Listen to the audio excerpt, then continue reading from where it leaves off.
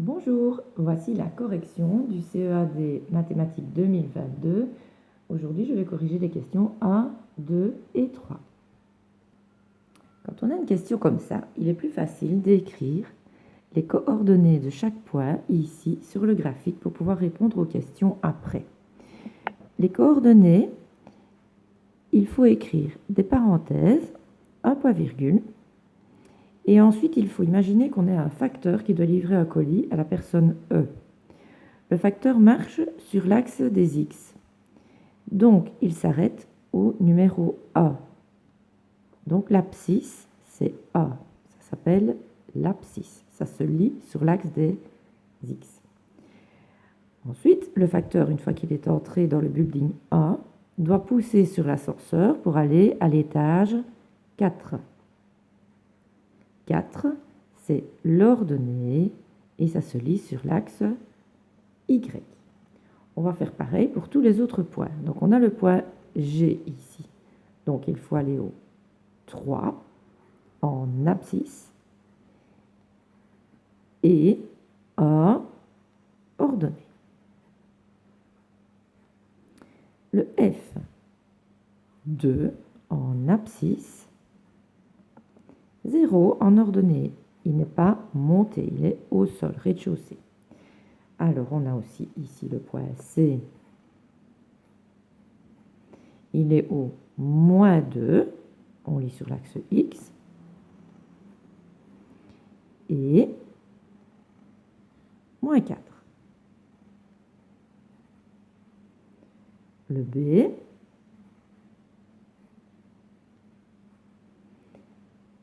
Moins 3. On commence toujours par l'axe X. Moins 3. Le A, moins 5, moins 1. Maintenant, on nous dit parmi les points A, B, C, D, E, F et G, détermine le point dont l'ordonnée est nulle. L'ordonnée, c'est donc le deuxième nombre. Il faut en trouver un où l'ordonnée est nulle. C'est celui-là. On voit ici son ordonnée, c'est 0. Donc on note que c'est le point F. Détermine le point dont l'abscisse est supérieure à 5 demi. 5 demi, 5 divisé par 2, c'est la même chose que si on nous disait supérieur à 2,5.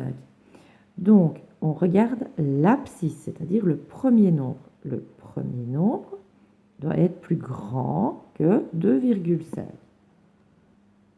Donc, sur l'axe des abscisses, plus grand que 2,5. Donc, par là, on a qui? On a le point G parce que c'est 3 son abscisse. On note le point G. Place un point H dont l'abscisse et l'ordonnée sont opposés. Des nombres opposés, ce sont des nombres qui ont la même valeur absolue, mais de signe contraire. Donc, on veut placer un point H dont l'abscisse et l'ordonnée sont opposés. Abscisse, ordonnée. Donc, ça s'écrit comme ça.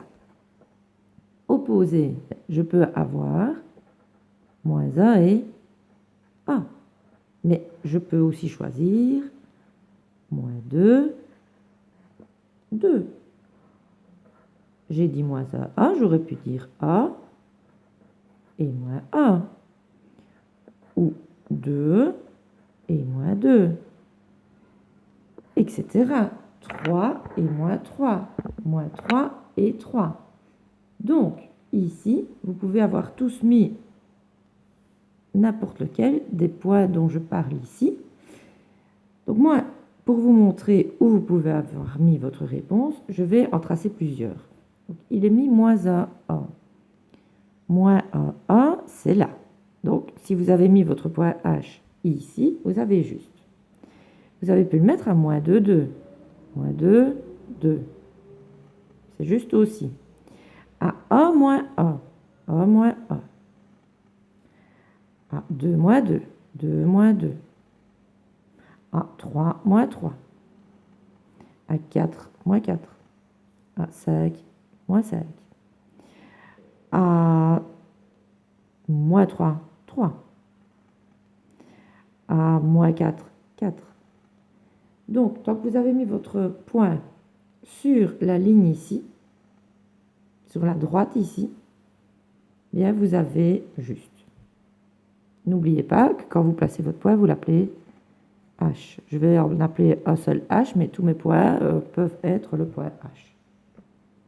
Place le point I, dont les coordonnées sont moins 1,5, 5. Moins 1,5, c'est ici. 5, je monte jusqu'à 5. C'est le point I. Complète les coordonnées du point P appartenant à la droite F. Les coordonnées de P sont 3 en abscisse et on nous demande l'ordonnée. La droite F est ici. On nous dit que le point P est dessus. Et on nous dit qu'il est d'abscisse 3. 1, 2, 3, ici. Donc le seul point qui est d'abscisse 3 et qui est sur la droite, c'est celui-ci. Celui-ci, c'est le point P. Et ses coordonnées sont 3, moins 4. Donc c'est 3, moins 4. Question 2. Détermine les coordonnées des points A et B si les coordonnées du point P sont moins 16, 12. Donc celui-ci, c'est moins 16, 12. Ça veut dire qu'en abscisse, là, c'est le moins 16. Et qu'en ordonnée, ici, c'est le 12. Nous avons 1, 2, 3 petits carrés. Donc 12 divisé par 3, ça donne 4. 4, 8, 12, 16, 20, 24. Et dans l'autre sens, moins 4, moins 8, moins 12.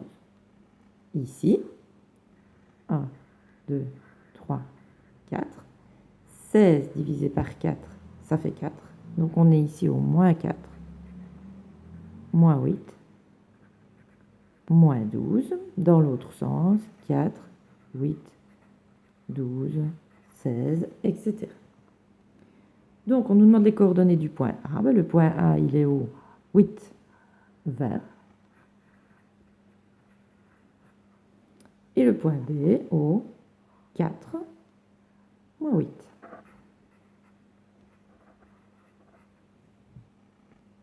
On le note ici. Nous avons une droite sur laquelle il faut placer le point M et le point T. On a le 0, on a le 1. On compte. 1, 2, 3, 4, 5. Une unité divisée par 5. Soit on le fait en fraction, ça fait 1 cinquième.